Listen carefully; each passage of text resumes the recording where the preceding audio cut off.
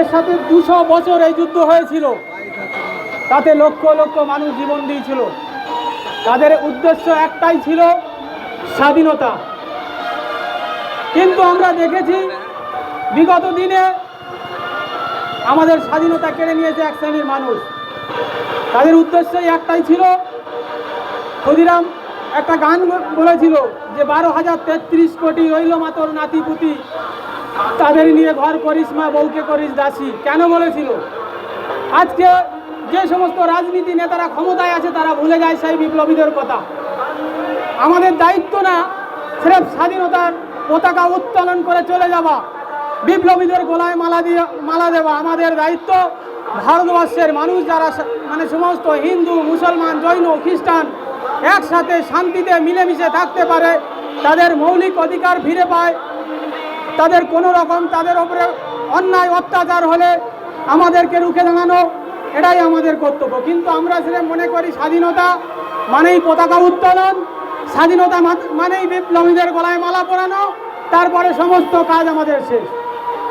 কিন্তু আজকে আমাদের এই জিনিসটা মনে রাখতে হবে, তারা আমাদের পূর্বপুরুষদের কথা ভেবে তারা লাখে লাখে মানুষ জীবন দিয়ে গেছে। আগামী দিনে যদি এই গণতন্ত্রের উপরে যদি আবার হস্তক্ষেপ হয়, সংবিধান মেটানোর চেষ্টা করে, আমরা আবার সংগ্রাম করব, আবার লড়াই করবো এই সংবিধানের জন্য। কারণ বিপ্লবীদের যে স্বপ্ন, সেই স্বপ্ন এখনো আদুরি হয়ে গেছে। এই কিছুদিন আগে দেখেছেন রামপুর বাজার নেতাজি সুভাষচন্দ্র রোড যেটা ছিল সেটাকে করা হয়েছে শ্যামাপ্রসাদ মুখার্জি রোড। কয়েকদিন আগে নেতাজি সুভাষ বসু নিজে বিলত থেকে লেখাপড়া শিখে এসছে যখন, তখন এই ইংরেজরা ওনাকে চাকরি দেবে বলেছিল, কিন্তু তিনি চাকরি করেননি। আমাদের দেশের কথা ভেবে, আমাদের দেশের মানুষের কথা ভেবে। কারণ চাকরি করলে তিনি লক্ষ লক্ষ টাকা পেতেন, কিন্তু দেশ স্বাধীনের জন্য তিনি লড়াই করতে পারতেন না। এমন করে আশফাকুল্লাহ খান, ভগৎ সিং বলেছিল যে আমরা যে দেশটা স্বাধীন করছি, এই দেশটা আবার কালোবাজারিদের হাতে চলে যাবে না তো, বড়লোক দালালদের হাতে চলে যাবে না তো। ভাই আজকে ঠিক ভগৎ সিং যে কথাটা বলেছিল সেটাই হতে চলেছে।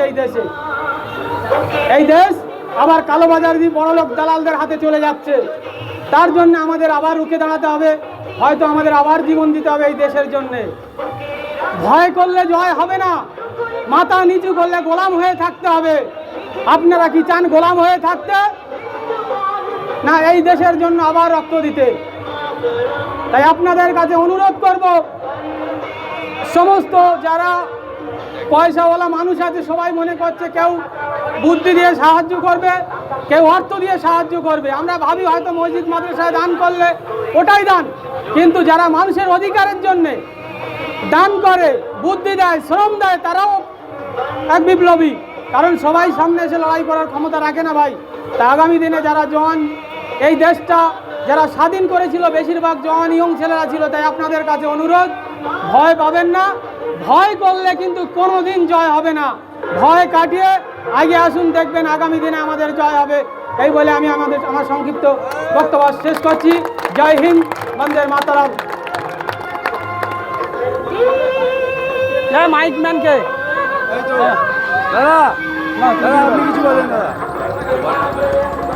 এরপরে বক্তব্য রাখবেন, কিছু মূল্যবান বক্তব্য রাখবেন কলকাতা হাইকোর্টের আইনজীবী তথা সন্দেশখালী বিধানসভার অবজারভার ইন্ডিয়ান সেকুলার ফ্রন্টের পৃথ্বীরাজ বিশ্বাস মহাশয়।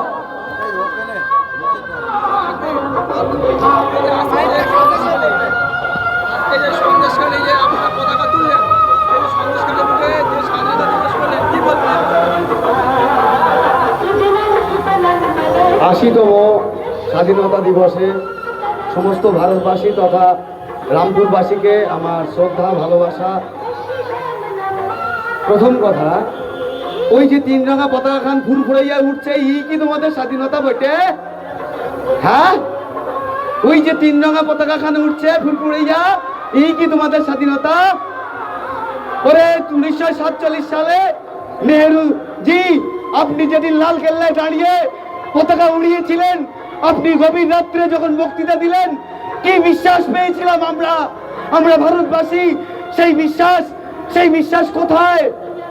আজও কোথায় দরিদ্র দাঁড়িয়ে আছে, কোথায় গরিব মানুষ দাঁড়িয়ে, কোথায় শিক্ষা, কোথায় স্বাস্থ্য? আপনার সেই বিশ্বাস কোথায় হারিয়ে যাচ্ছে? আজ সেই স্বাধীনতার উপরে যে হিংসা, সেই স্বাধীনতার উপরে যে হামলা, এটা কখনোই কাম্য নয়। ভারতবাসী হিসেবে আমরা যেসব বিপ্লবীদের বলিদানের ভিত্তিতে আজকের এই দিনটি পেয়েছি, আমরা আমাদের স্বাধীনতাকে উদযাপন করছি।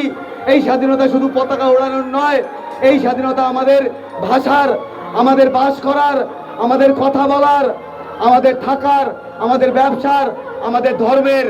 আমাদের স্বাধীনতা শুধু পতাকা ওড়ানোর নয়। ভারতবাসীকে মনে রাখতে হবে, প্রত্যেকটা ভারতবাসীর কথা বলার স্বাধীনতা আছে, প্রত্যেকটা ভারতবাসীর স্বাধীন ব্যবসা করার অধিকার আছে, প্রত্যেকটা ভারতবাসীর স্বাধীন ধর্মচারণের অধিকার আছে। এই অধিকারকে খণ্ডন করার মানেই হলো ওই সব বিপ্লবীদেরকে অপমান করা, যাদের আত্মবলিদানে আজকে আমরা এই দিনটিকে উদযাপন করতে সুযোগ পেয়েছি। আমরা এত বড় সুজলাং সুফলাং ভারতবর্ষকে পেয়েছি, আমরা তাদের কাছে যেন কৃতজ্ঞতা স্বীকার করি। এবং যদি কেউ বা কারোরা এই ধরনের মানুষদের উপরে কটূক্তি বা খারাপ ব্যবহার করেন, তাদের বিরুদ্ধে রাষ্ট্র ব্যবস্থা নেওয়া উচিত, কারণ তারাই প্রকৃত রাষ্ট্রবিরোধী। কারণ ক্ষুদিরাম বোস, মহাত্মা গান্ধী, নেতাজি সুভাষচন্দ্র বোস, জওহরলাল নেহরু, মাস্টারদা সূর্য সেন, ভগৎ সিং এরা কোনো ক্ষুদ্র মানুষ নন।